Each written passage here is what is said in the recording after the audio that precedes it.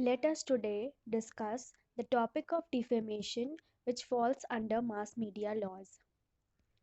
Before starting, a short disclaimer: this video is an original work of Ms. Mirza, although the images used in this video belong to their respective owners.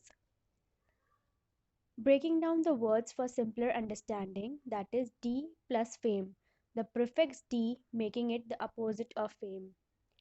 Moving towards its brief meaning, defamation is a communication of false statement that harms reputation of an individual person, business, product, group, government, religion, or nation.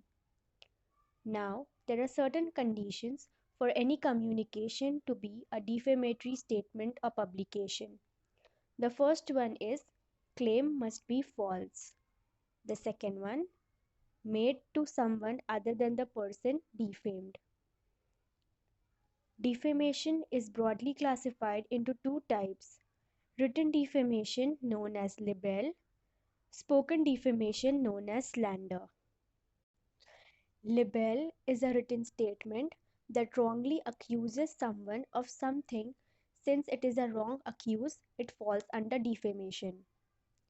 It arises when one person makes a false statement about another person or entity, and this false statement causes harm to other persons or entities' reputation. The condition for any defamatory statement to be called as libel is it should be published. Once it is published, it is known as a libel.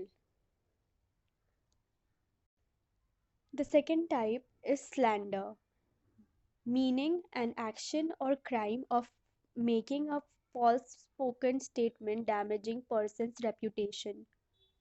It is also a legal term that is used to describe the purpose of harming the reputation of a person. It can also take the form of introducing false statements as comments and represent them as true.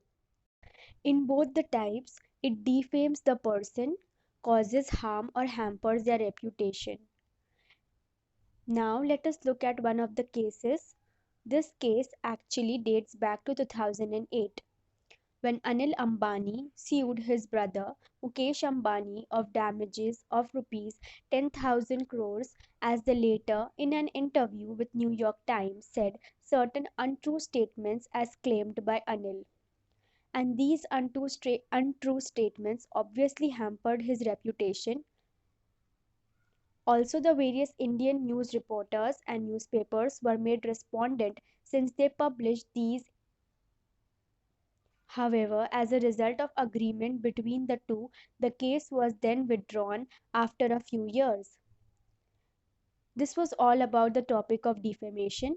Hope it cleared the concept and gave a better understanding of the same. Thank you.